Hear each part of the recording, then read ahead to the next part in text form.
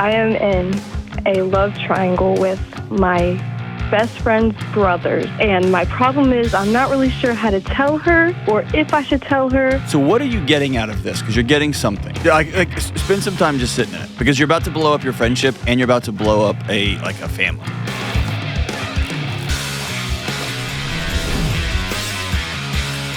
What up? What's going on? This is John with the Dr. John Delony Show.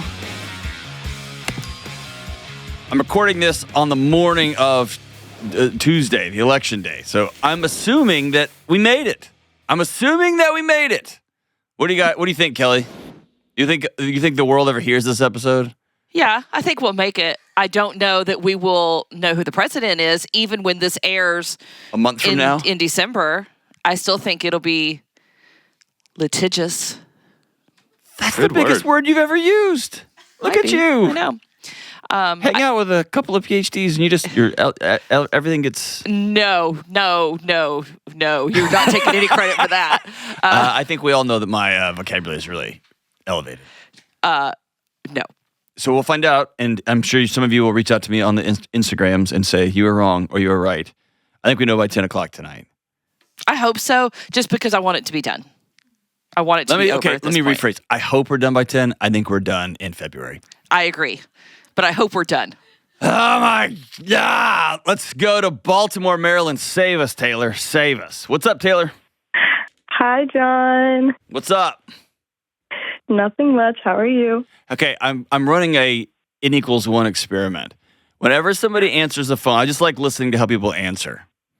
And when anyone says my name in a long, extended way, like you just did, you're doing something that you know is dumb. Am I right or wrong? Oh, gosh. Yeah, pretty much. Oh, sweet. Hey, John. What are you doing? What'd you do? So, my problem and question to you is, I am currently... I'm not laughing at you. Like you're okay. This is so great. You're slow. All right, here we go. You've been thinking about this moment. You're going to say it out loud. Just say it. Yep. Oh. I haven't said it out loud until just now. So okay, cool. Let's dance. I am in a love triangle with my best friend's brothers. She has two brothers, and currently I am in some sort of love triangle with them. And my problem is I'm not really sure how to tell her or if I should tell her or what even to do or how to go about the situation. I've been trying to build up the courage, and sometimes whenever we hang out, we've been hanging out a lot. Whenever we hang out, I'll be like, hey, I have something to tell you. And then she's like, okay, what? And then I just flop and I can't get it out. I just can't say it. I just cannot get it out. Help me with some definitions of terms. Are you sleeping with both of them? Okay, no. Okay. We have just been, no, that would be, sorry. We've just been texting a lot, and this past weekend was obviously Halloween. So, all of us being in our early 20s, I saw them out at the bars, and, just I don't She have a crush on him. Yeah, and they have expressed to me that they also have a crush on me, but they don't know. As far as I know, they do not know that both of them have a crush on me, and I have a crush on both of them. So what are you getting out of this? Because you're getting something. I don't really. You do. Spend some time just sitting in it, because you're about to blow up your friendship and you're about to blow up a family. And yeah, that's what I'm nervous about. So I'm not really sure exactly how she would feel about it. Me and her have been best friends for 7, going on 8 years. So we've been best friends for a really long time. So I'm not exactly sure on if she would be okay with it, even in the first place. The fact that you have been best friends with her for 7 years and you can't tell her tells me. Yeah. My brother-in-law was my friend before I knew his sister. And he said, hey, this pains me to say this, but I think you're going to marry my sister. And I want you to date her. And I was like, this is the weirdest conversation. And then he went on to say, I can't be your friend right now while you're dating my sister. And I was like, that's weird. And he was right. But here's the thing. We were friends for 18 months or a year. Yeah. right? And so you being best friends with someone for 7 or 8 years, you know Yeah. that it will blow that up. And fine, blow it up for love. Do what you want to do. Here's the thing. You have a crush on 2 guys. Yeah. And that's fine. Have as many crushes as you want to. You're in your early 20s. Crush away. It's the person you are revealing yourself to be. Yeah. As someone who keeps secrets from their best friend, someone who keeps secrets between brothers, someone who lies to one brother over another, someone who's becoming somebody that she didn't know she was capable of becoming in a negative way. Mm-hmm. And no love. No love is worth your integrity. Oh, yeah. You really got me there. You really got me there. So if you're not sleeping together and you're not making out with these guys and you're just hanging out, like, it's not, I wouldn't call it a love triangle. I would just stop using that language. It's kind of just like, that's exasperated TikTok language. But like, you have a crush on 2 guys who happen to be brothers. Do you like the idea of having secret crushes on 2 brothers, or do you actually think I could have a relationship with either of these guys? I do not like the idea really at all, but I really do think like I could be, in a pretty good relationship with really either one of them. They're both very, very good young men, in my opinion. I think so. Well, great. Yeah. So what are you going to do? That's kind of what I'm here to ask you. Do you think I should just kind of call it all off and like? I think you're overblowing it. What am I getting wrong? I feel like you're way overblowing it. I think it's the fact that like she's my best friend and like this has been going on since like the beginning of August. But you keep saying, what's going on? You're texting them? Yeah, but are you sending topless pictures to them? No. Are you secretly making out with them? I guess I have made out with one of them. Yes. Okay. Technically, yes. So and again, I'm trying to just get to so he's talking to you specifically, and he doesn't know that you're also talking to his brother? Yeah. Does he talk about you to his brother? I mean, I'm assuming not. I feel like if he was, one of them would have said something by now. Have you heard the old thing about the word assume? Yeah. Yeah, I wouldn't assume anything because assume makes an ass out of you and me. Yeah. Right? I wouldn't assume anything. So yeah, I mean, I don't see a world where you're not lacking integrity. I mean, put it this way. If you had a crush on somebody since August, you've been talking to them, you made out with them, in any other circumstance, would she know about this person? Yeah. Yeah. So you're intentionally withholding. It's being dishonest. Yeah. Don't be that person. Tell the truth. Okay. Then I'll go tell her. And I don't know, man. It's just like really, it's really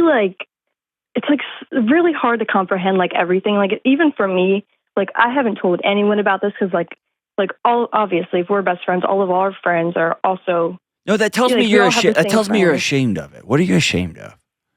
I'm just ashamed of the fact that like I've been hiding it. I'm like not like I'm talking to 2 guys that not only am I talking to 2 guys, like they're related, they're brothers. Like there's just like a lot like that goes on top of it. Yeah. But you're at the epicenter. I would look in the mirror and say, I'm going to stop being this person. And that means I'm going to be a person who doesn't hold secrets from my best friends, even when I want to go to her and say, hey, I have a crush on your brother. Because I'm like I'm thinking of my 4 or 5 best friends that are guys, that are grown-ups. Yeah. I would love it if they had not, they weren't all in long-term marriages. I would love it if they dated my sister. Yeah. It'd be weird, and I'd make fun of them all the time. But I would love it if they dated my sister because I know what kind of caliber person they are. Yeah.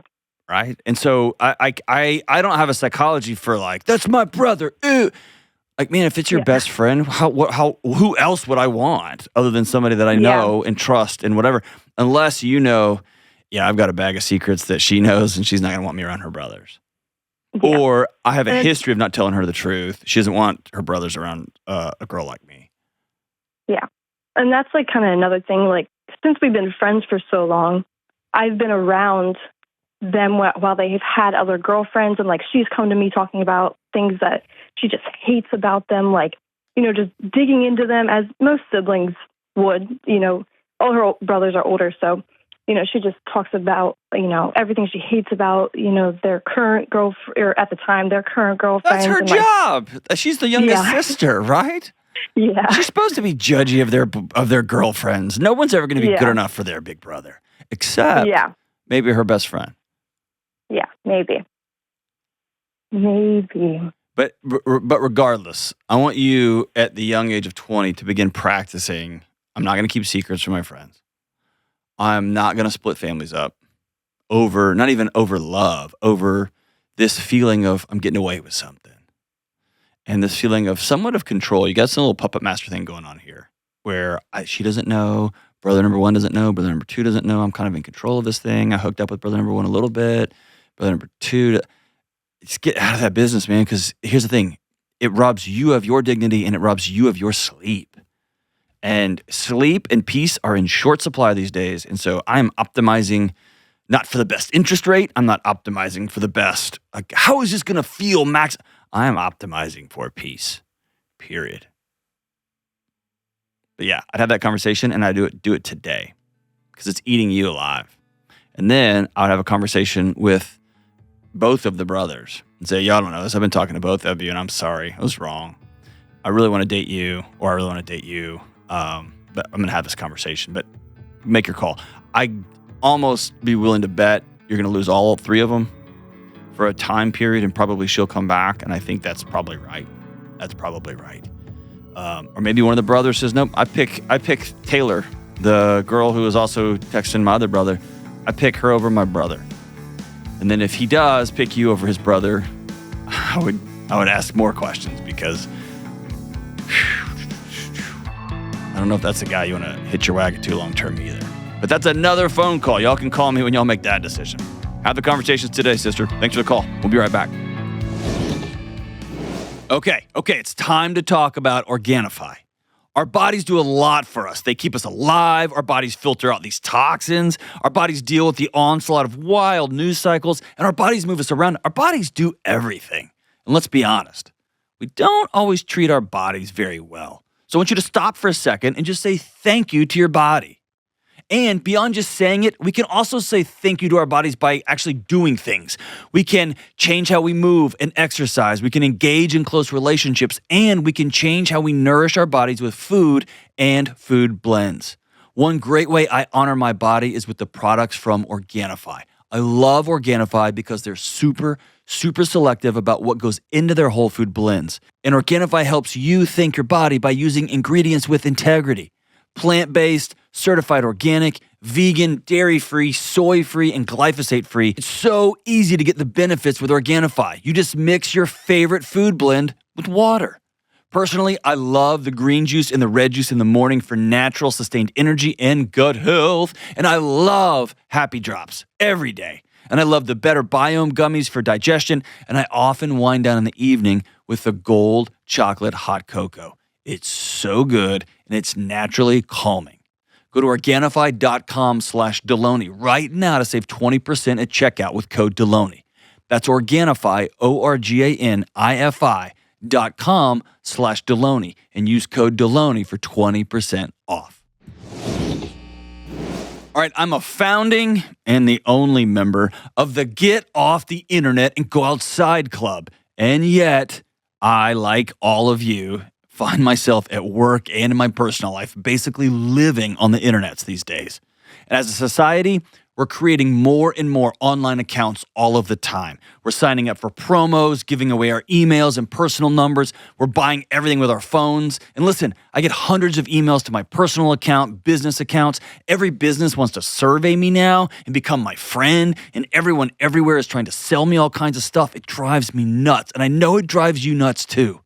And with all of our online activity, do we really know where our data is and who has it? Chances are high that data broker websites have your information and they're selling it to scammers, spammers, and other shady people.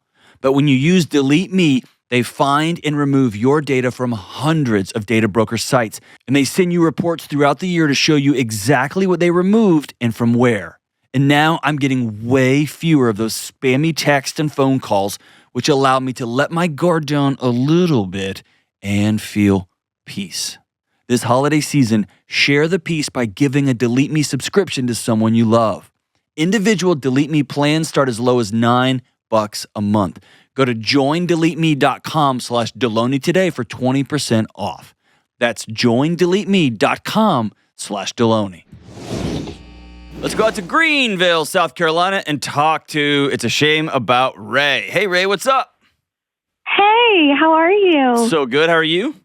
I'm doing well, thank you. Awesome. I'm calling to ask this question. How can I be everything that my husband needs me to be right now while also taking care of myself in a very difficult season of life?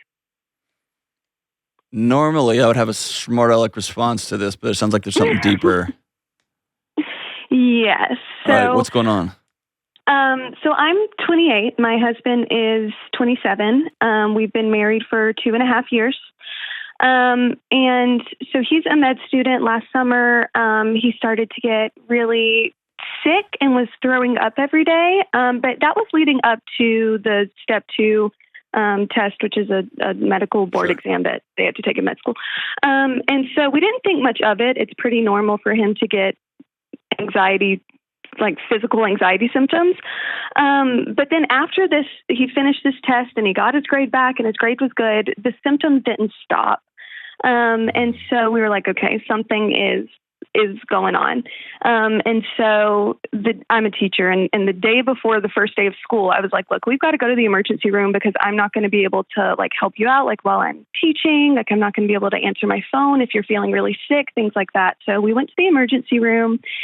And he was thinking maybe something was wrong with his gallbladder because he's having like right upper quadrant pain, whatever.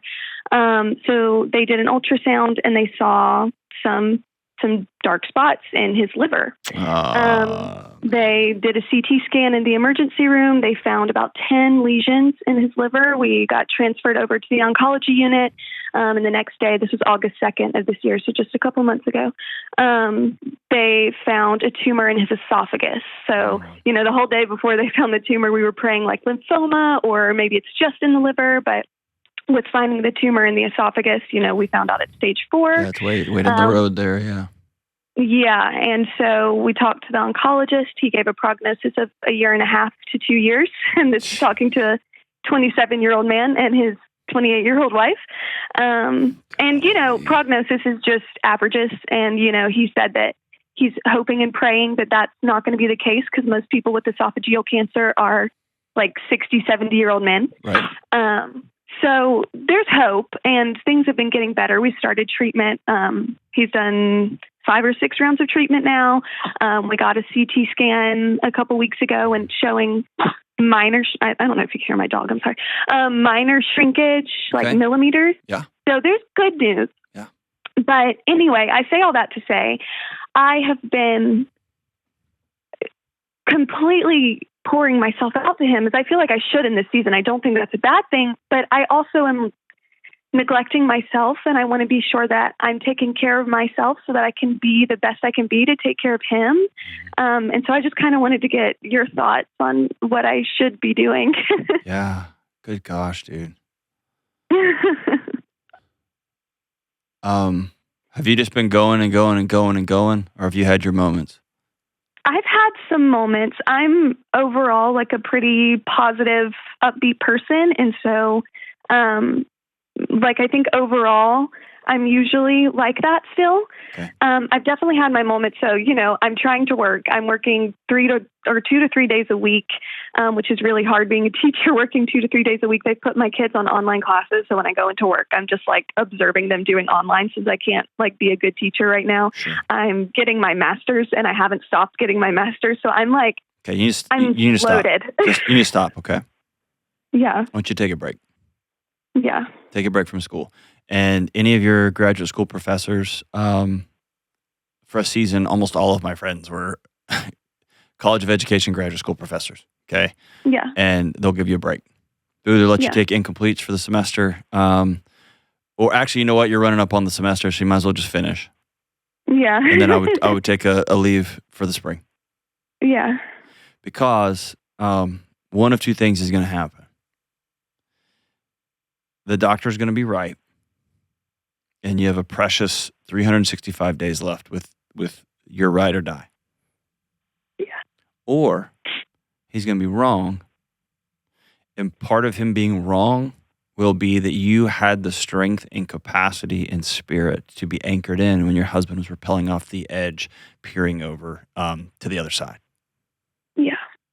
In all those cases, dude, get a freaking master's degree later. Yeah. Right? Yeah. And I think your husband won the lottery getting you as his wife. Okay? Thank you. I also think there's this weird balance that happens where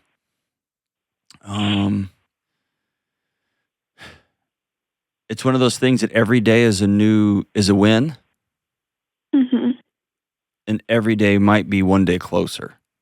Mm-hmm. Right? So every morning, every sunrise is the greatest gift ever. And oh crap, there'll only be a few of these left.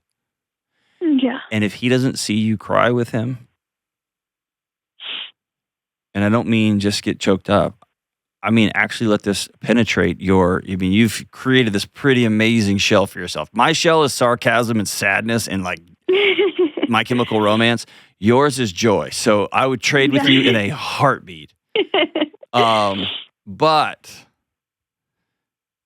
what will happen as this thing progresses and makes its move closer and closer to that magic finish line when the doctor put on the table is he'll feel crazier and crazier, not closer and closer.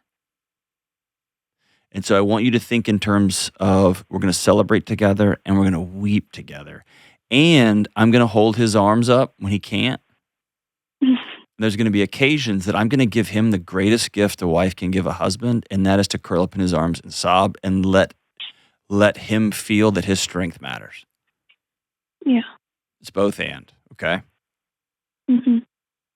Denying him your sadness won't be a gift. And I know it feels like it is, right? He doesn't need to think about this too, right? Yeah. Trust me, Ray, he's thinking about it. Right. And so I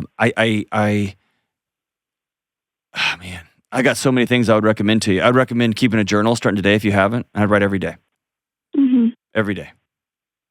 I would make playlists. I would find a couple of, we're going to plan a thing every day, whether it's 5 minutes or 2 minutes or 7 minutes.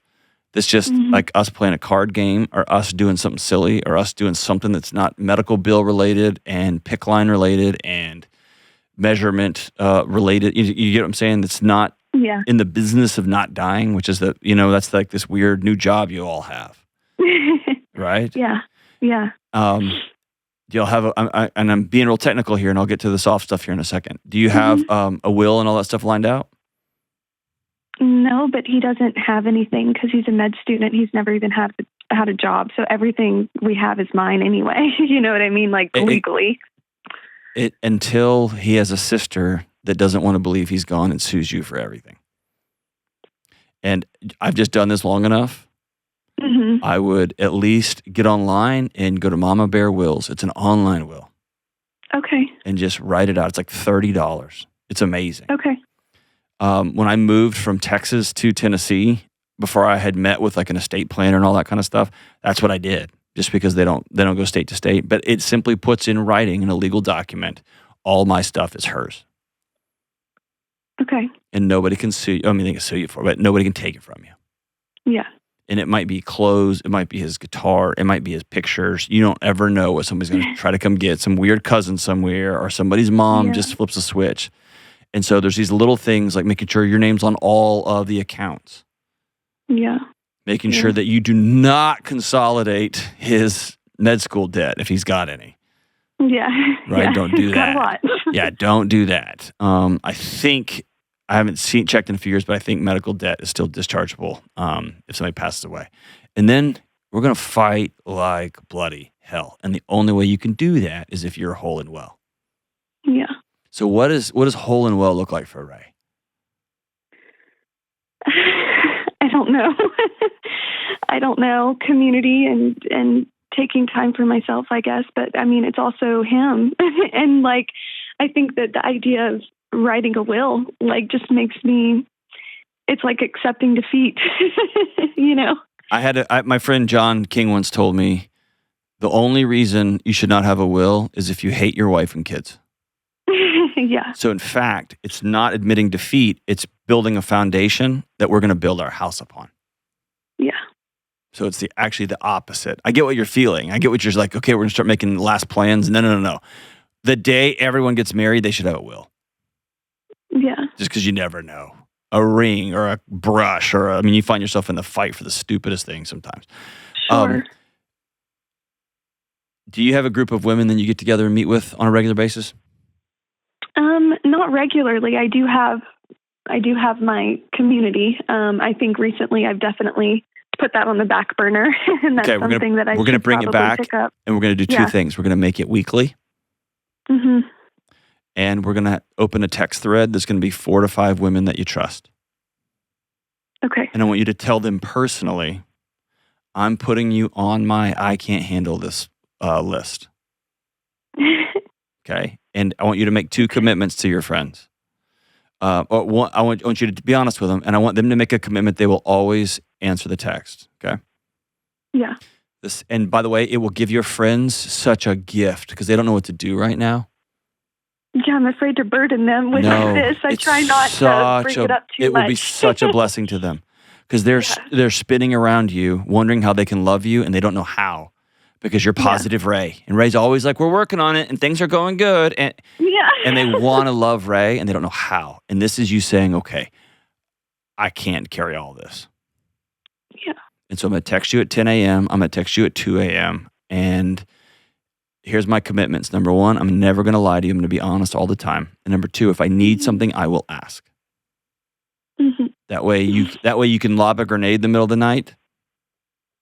It's 2 a.m. and you wake up and you're looking at your husband sleeping and he's snoring a little bit and you start crying so hard, wondering where's God, that you can text your friends that at 2 a.m. and they don't try to solve anything. They don't need to solve it. Yeah. But you can say, where's God? I don't know what to do right now. Hey, can somebody meet me for coffee in the morning? And they will say yes. Yeah. Okay. And will you commit to taking morning walks? Yeah. Yeah, I can do that. Okay. Once you get outside and move around. Do you have a dog? Yeah, I've got 2. Oh, gosh, thank God. Okay. You are going to be the dog walkiest person of all time, okay? I can do that. Okay. We all keep a journal together too, by the way? Yeah, what would that look like? That's you. How would we do that? That's you overpaying for something. I want you to get something legacy that you'll hold on to for the rest of your life. Yeah. Like a fancy leather-bound something or other. I don't want you to put it on each other's pillows. Yeah. And when it's on his pillow, he knows that you've written in it. And when it's on your pillow, you know he's written in it. And the commitment is we won't let 24 hours go before we write in it. Well, yeah, we can do that. And it can be things I'm scared about, things I love about you, things I noticed yesterday, things I'm terrified about, things I am really excited and optimistic about. It'll be all of it. Okay. Things will get harder and weirder to say. Yeah. Okay. I'm debating on whether to tell you this now. I'm going to use your example, if that's okay, to talk to everybody. Is that fair? Yeah. Okay. I'm going to lead with number 1. I'm going to be the most optimistic guy in your corner that this thing gets itself worked out. Yeah. That your husband's young and healthy, and the doctors are doing some wild things with cancer these days, and that they are able to turn a pretty amazing corner. Okay? Yeah. Now I want to say, here's the other side of this thing. Okay? Mm-hmm.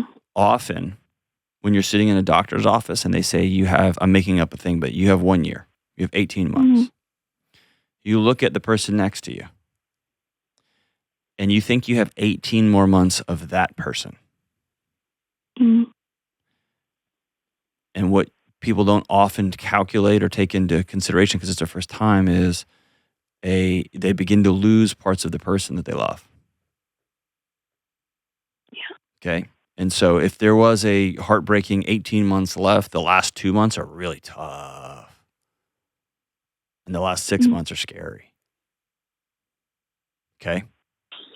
Here's why I'm telling you that. Don't waste any moments now. Yeah. Cool? Cool. I try not to think about that, but I know it needs to be thought about. I know. And that's the... If your finish line with him is sooner than anyone would ever wish on anybody, Mm-hmm. I want you to cross that finish line with your head up, knowing there was not a single thing unsaid, there was not a single action untaken. Yeah. There was not a single ounce of love not spoken into the universe.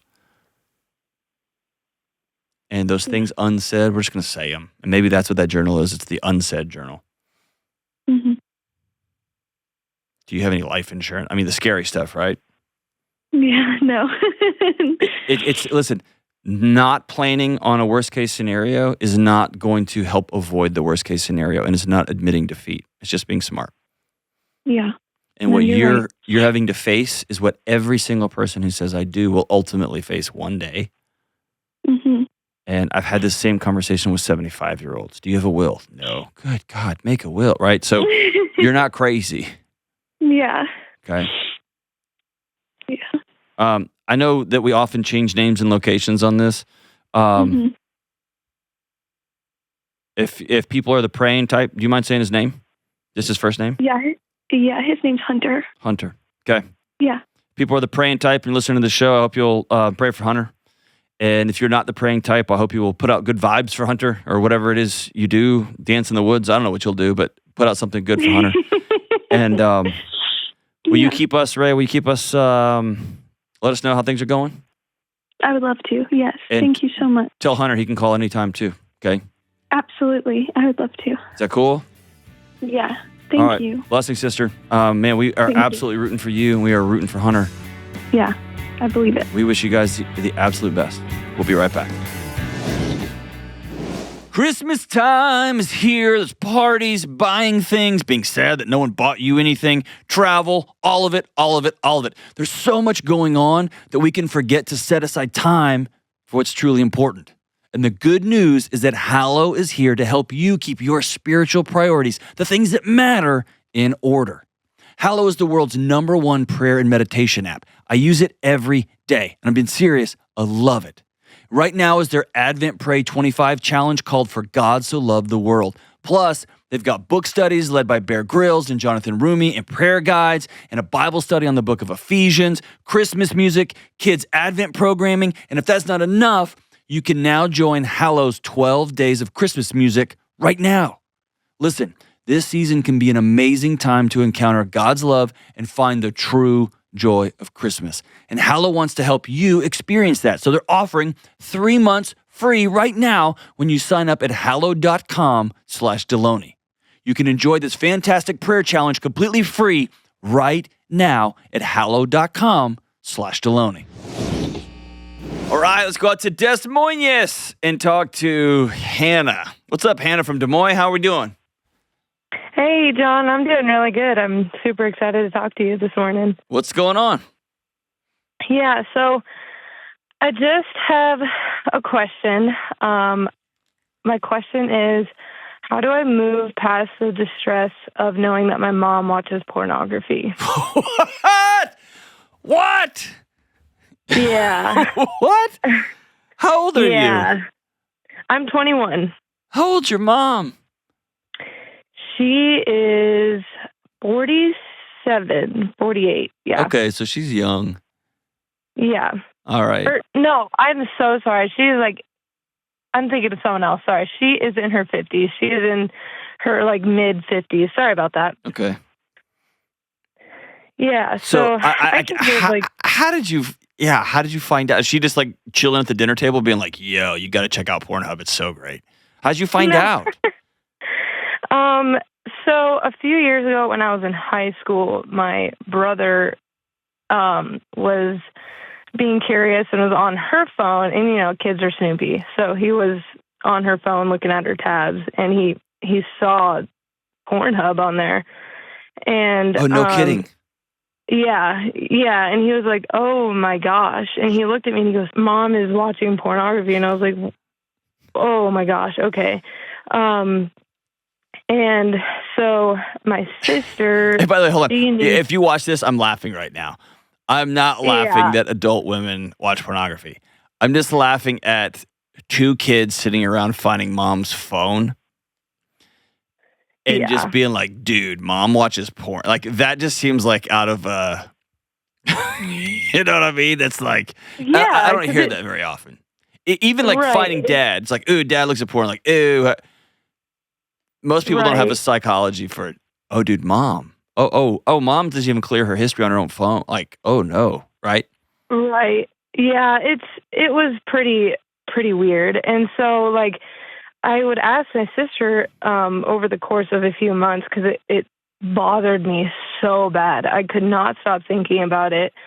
Whenever I was around her, that's all I could think about. And I would ask over the course of a couple years. I told nobody because it just felt really taboo and very embarrassing on her part too, and on my family's side. So like I would ask my sister, I'd be like, hey, like, does this like bother you in any way? And she goes, I try not to think about it. And I'm like, it bothers me really bad. And so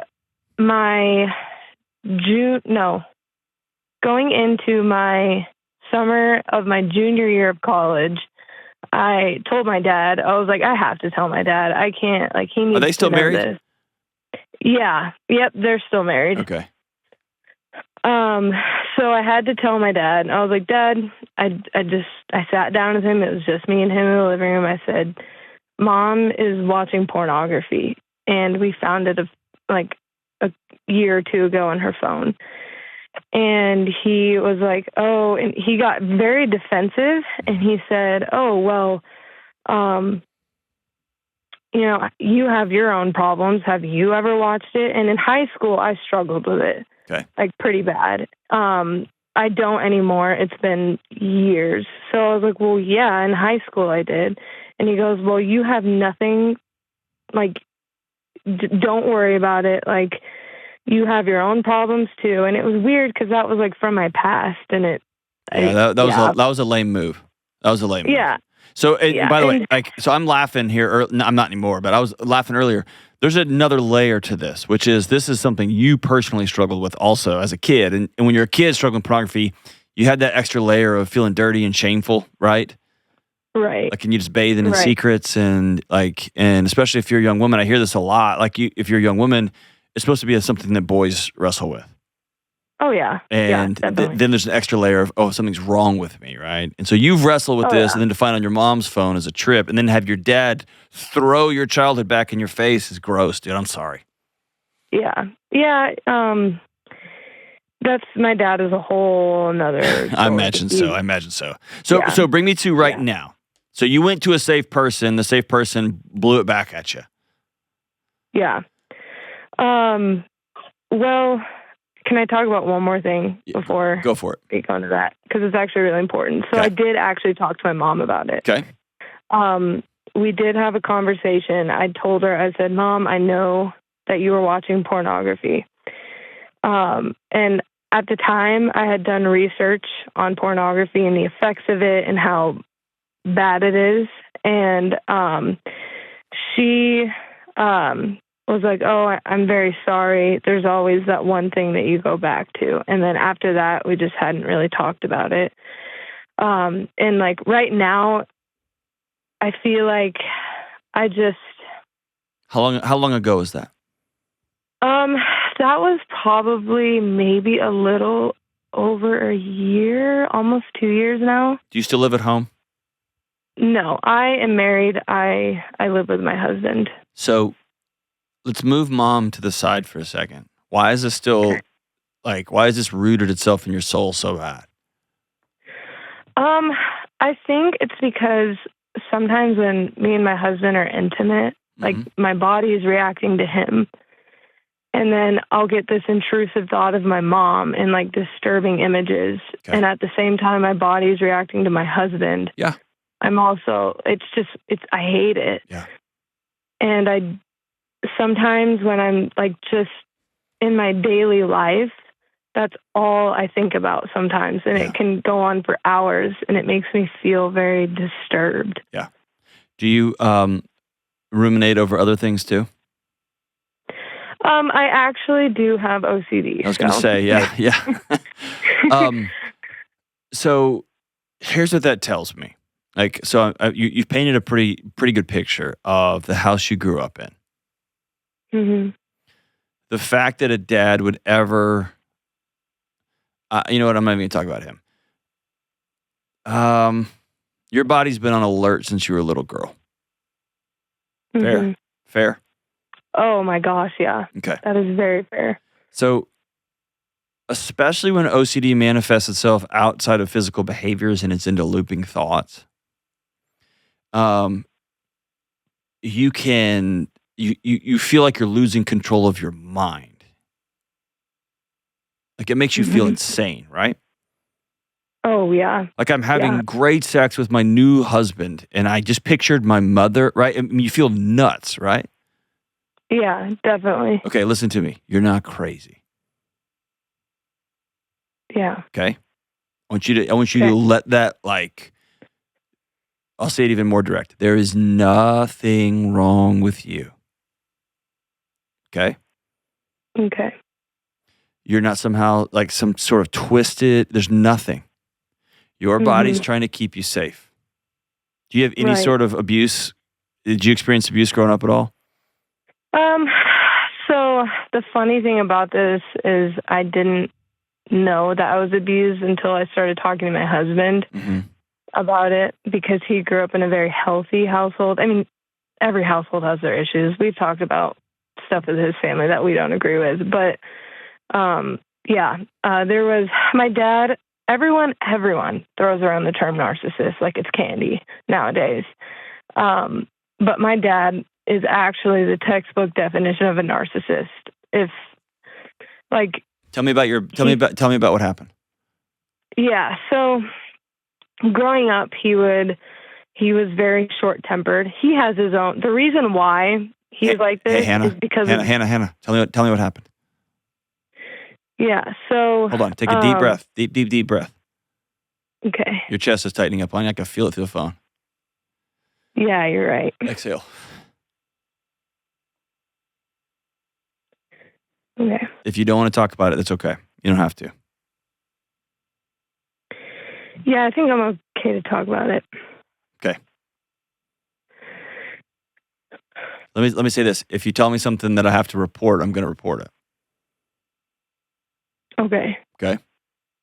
Okay. And my team here will call the police if it needs to be called on your dad. Yeah.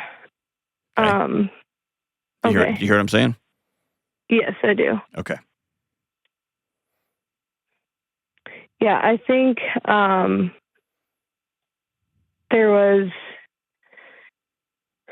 a lot of it was just verbal, like, oh, you're terrible, awful children. And then when you hear that, it kind of, I've done a lot of healing through it. I guess I don't necessarily feel comfortable going into okay, that's good.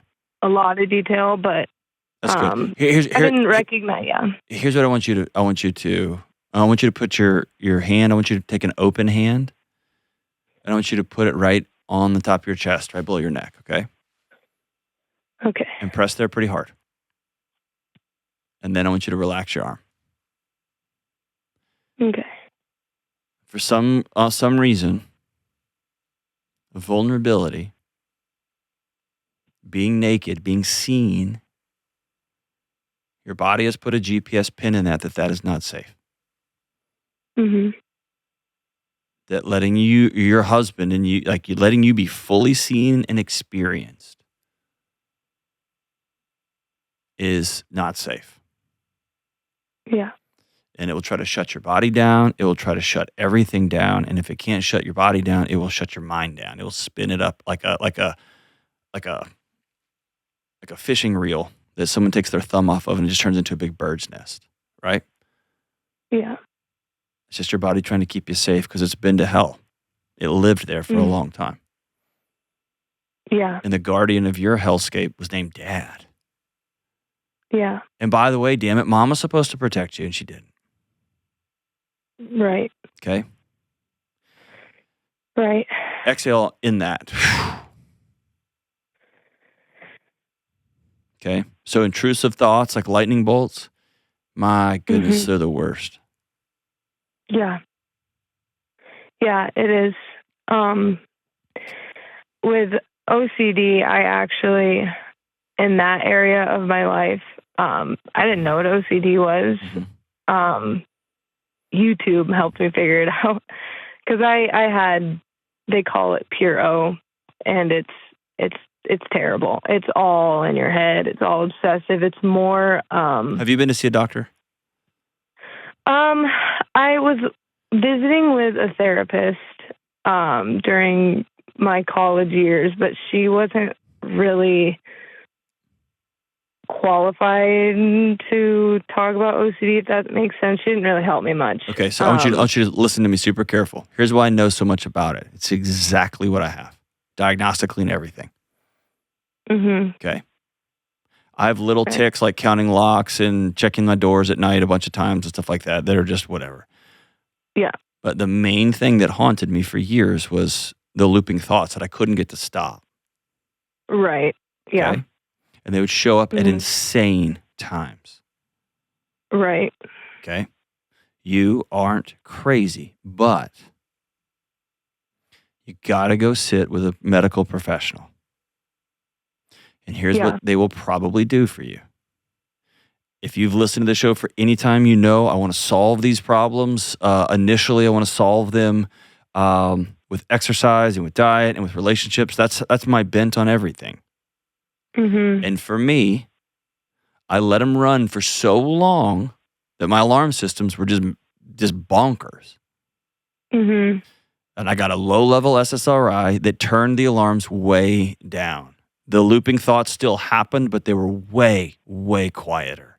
And what they allowed me to do was to sit with a counselor, sit with a couple of close mentors that I trusted, and begin to challenge the thoughts. And I got stronger and stronger and stronger. And right now, for years, Hannah, I can tell you, I'm good.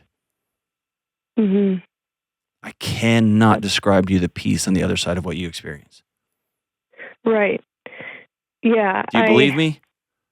Oh, yeah, definitely. And the reason for that is because I still go through bouts of OCD here and there. It doesn't always go away. But in high school, actually, my senior year was the worst. It was, I went completely numb. Yeah. My body just shut down because of how distressing the thoughts were. Yes, but listen to me. I didn't know what it was. Listen, they'll circle back. Yeah. Okay. I want you to consider for the first time choosing healing and over choosing survival. Because it sounds like you're married to a safe guy, good guy. Oh, yeah. He's very, very safe. Okay.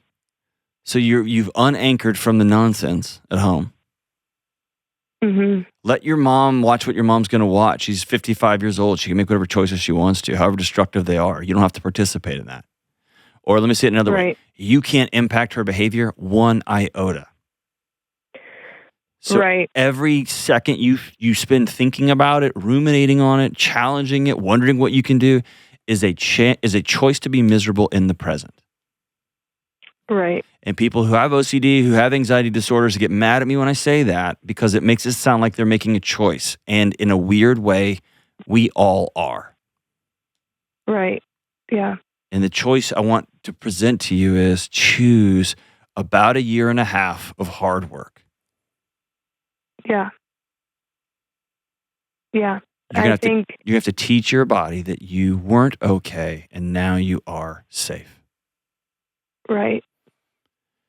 And I think too, like if, because I have been thinking about therapy for a long time, I would really want to dive in with a therapist too about my family life. I have never talked to a therapist really in depth about how I grew up and stuff like that. Will you make the call today?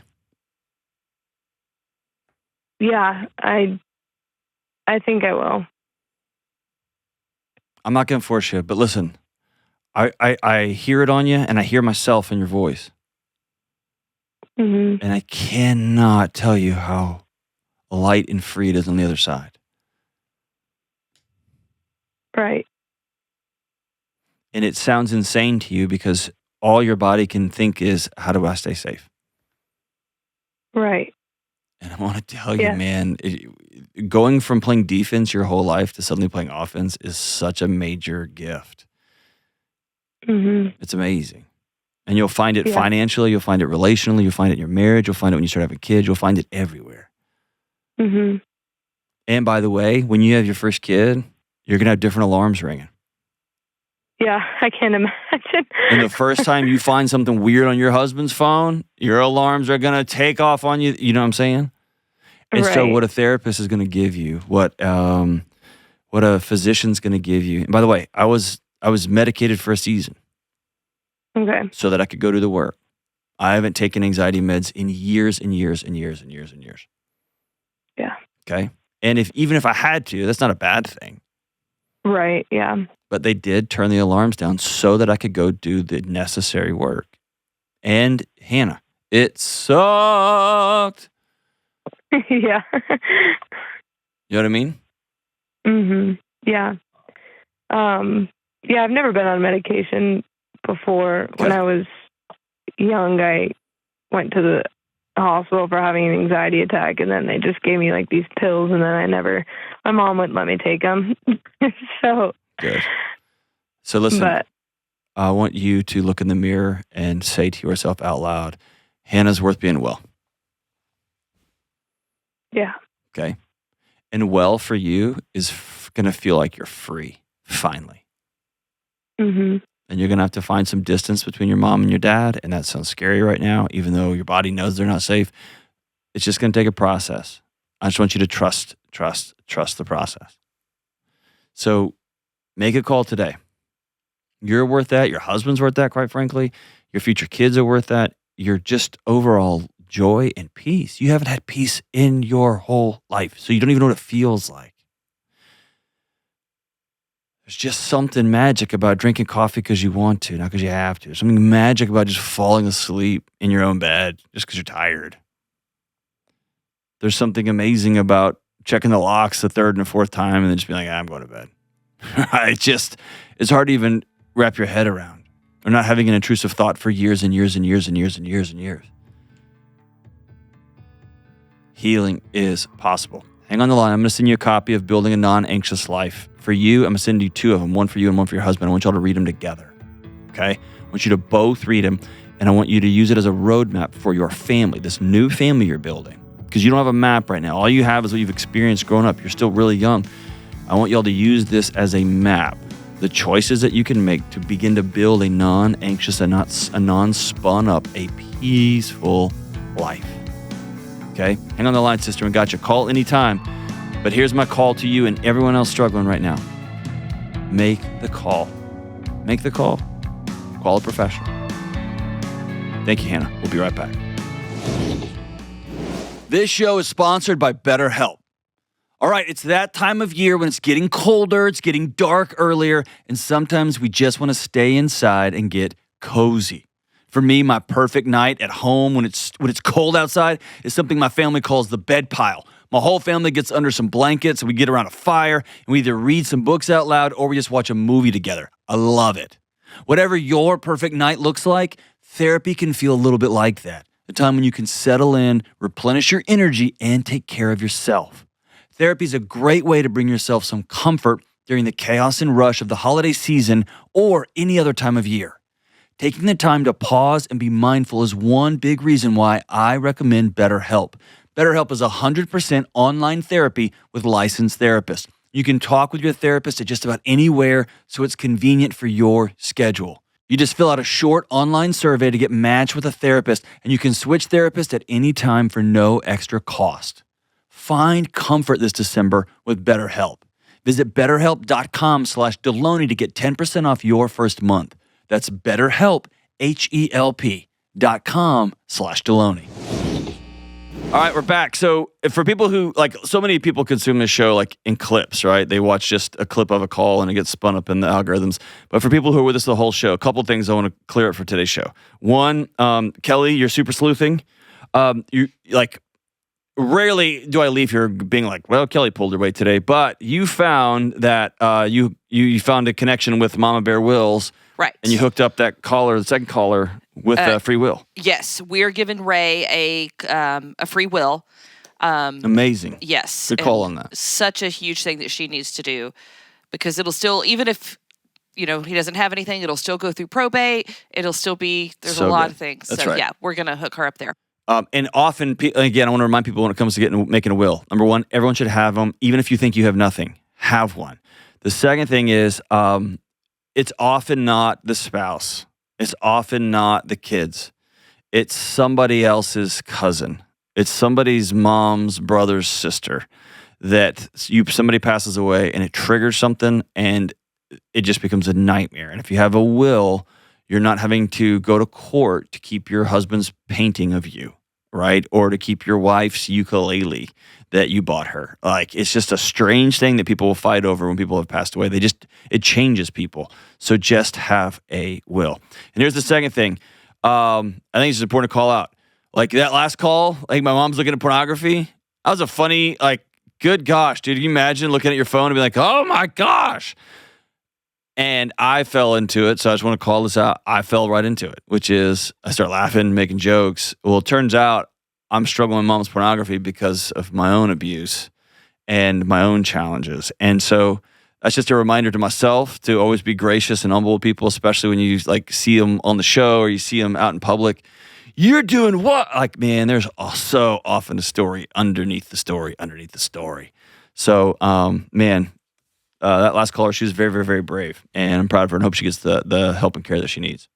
And good reminder to me, don't make my default setting laughing. I don't know. Sometimes it's good. I'm going to remember that. That doesn't count with you. Dang it. Ben, yes. Taylor, yes. Nate Dogg, maybe. Kelly, no chance. And by the way, somebody reached out on Instagram and was like, oh my gosh, I heard Kelly's leaving. If I find out via Instagram that you quit the show. We wish. Where would I go? I know. Where'd you go? You're at the helm of a C-level podcaster. I know. Well, there is no up from here. This is it. There's a lot of up, America. Love you guys. Bye. Hey, what's up, good folks? Did you know the Dr. John Delony Show is now available on video in the Ramsey Network app? Plus, you can watch episodes a full week early, but only in the app. And that's not all. My docuseries, The United States of Anxiety, is also streaming exclusively in the Ramsey Network app.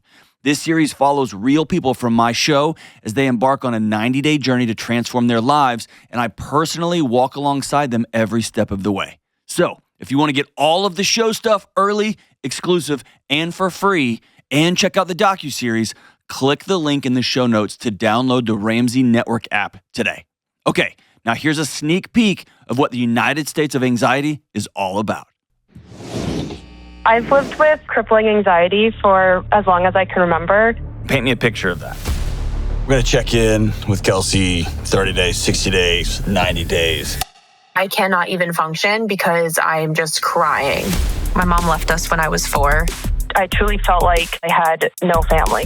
She's experiencing things that really hurt a long time ago. Tell me about this boy. He triggers me a lot. Scared of losing Paul, scared of doing the wrong thing, scared of not being enough. It just feels like it would be exhausting to be Kelsey. It is. Whenever somebody's playing whack-a-mole with their anxiety, when it just keeps moving, that tells me the underlying system's not okay. How do I get my inner child out of this relationship? Because I feel like she's running the show. One of two people that's supposed to never leave took off. How is this burden? You burden to the one person who should carry it, all of it. Did you ever tell that little girl that it wasn't her fault? I don't know what to do.